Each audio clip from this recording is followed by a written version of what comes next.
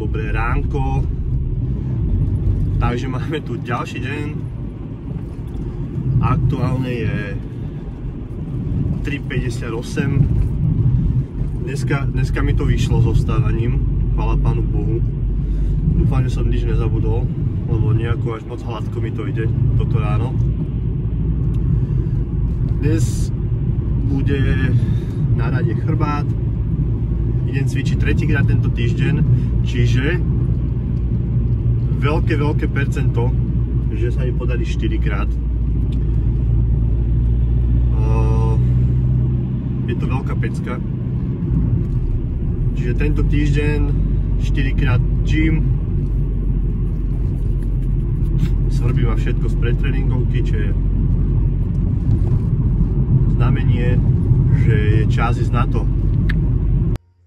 4:20 ráno, som oblečený, nachystaný, tento týždeň tretíkrát v gyme, čo znamená, že sny sa začínajú plniť, ale nie, sny sa neplnia, plní sa paprika, čiže pôjdem cvičiť ešte buď zajtra alebo v nedeľu, uzavriem to nohami, dnes chrbát a extrémne sa na to teším, je tu extrémna zima znova, klíma už frčí, už som tu nejakých 10 minút, keď som sa dal dokopy a všetko.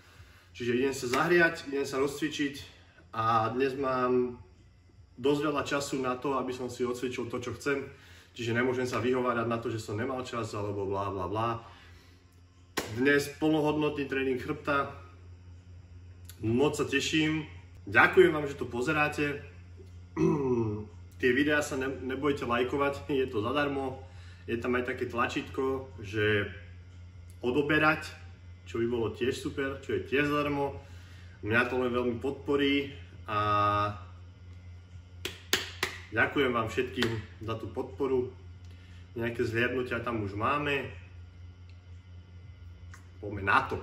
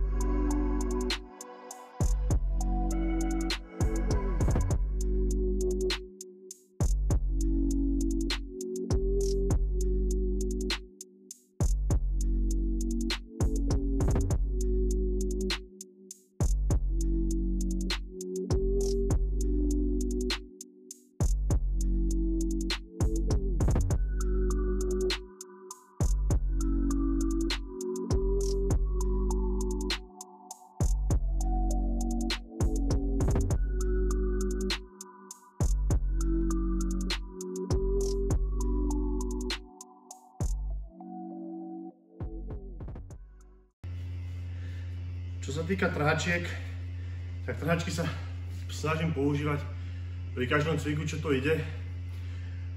Za mňa je to veľmi super pomôcka, hlavne na to, ako izolovať ten chrbát, aby sa to ťahalo tým, čo to ťahať chceš. Čiže ak trhačky máš a nepoužívaš ich, tak ukrádaš sám seba v tréningu o to, čo môžeš do toho dať navyše. Čiže preto za mňa trhačky určite. Uchop sa snažím vždy ísť bezpalcový, tam dopomáhajú aj tie trhačky k tomu. Čiže hovorím, trhačky treba používať.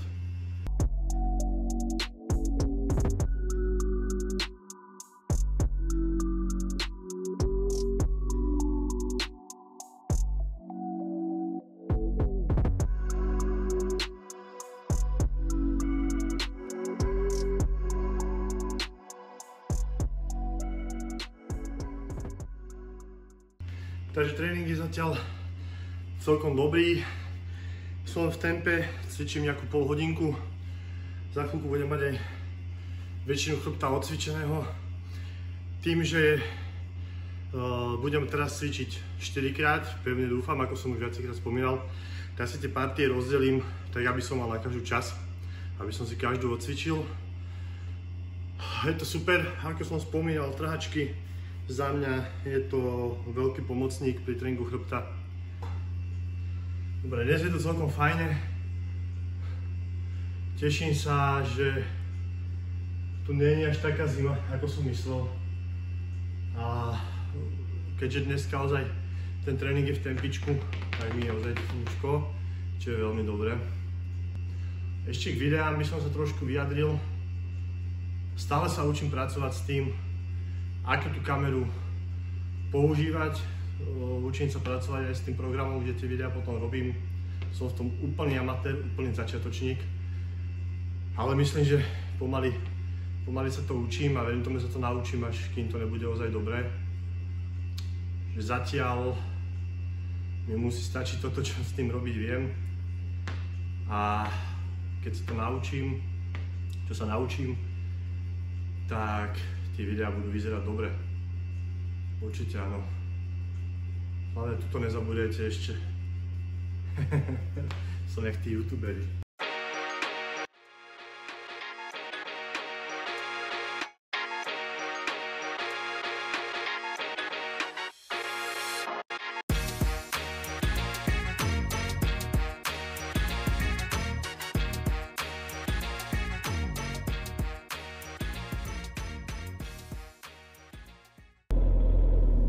Mám po tréningu, dnes to bolo veľmi dobré.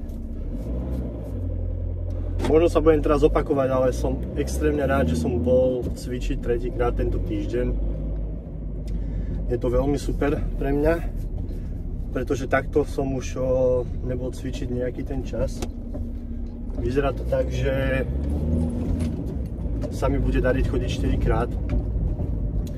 To je môj najväčší cieľ aktuálny. Aby som do toho priniesol nejakú tú pravidelnosť a aby to šlapalo. Už som spomínal aj tie videá, že som úplný amatér a úplný začiatočník a musím sa dostať do toho, že ako pracovať s tou kamerou, ako to potom postrihať, ako to spraviť, aby to vyzeralo dobre, aby to vyzeralo zaujímavo. Potrebujem len čas, ako na všetko. Vždy, keď niekto s niečím začína, tak v začiatku to je zlé. Ale pevne verím tomu, že sa to zlepšuje od videa k videu. A už sa to len bude zlepšovať. Takže tento týždeň mám vlastne odcvičené celé telo. Takže už to uzatvorím iba nohami. A tým pádom to bude všetko kompletné. A ďalší týždeň znova a potom znova a potom znova. Pevne verím tomu, že to bude dobré celkovo. Vo veľkej miere ma motivujú aj tieto videá, ktoré robím. A aj vďaka týmto videám je to také pravidelné a také super, pretože hovorím, je to akože veľká motivácia pre mňa. A ešte raz by som sa chcel všetkým poďakovať za to, že to sledujete, za to, že sme v tom spolu a verím tomu, že to bude len a len lepšie. Čiže ďakujem ešte raz tuto využiť a bude to super do budúcna určite. Budem sa snažiť zlepšiť aj to, ako sa vyjadrujem na kameru, lebo keď si pozerám tie videá spätne, tak to není boh vie čo. Musím sa naučiť pracovať celkovo s tou kamerou. Nielen práca s tou kamerou, ale aj to, ako na tú kameru hovoriť, aby to vyzeralo, aby to bolo počúvateľné a pozerateľné.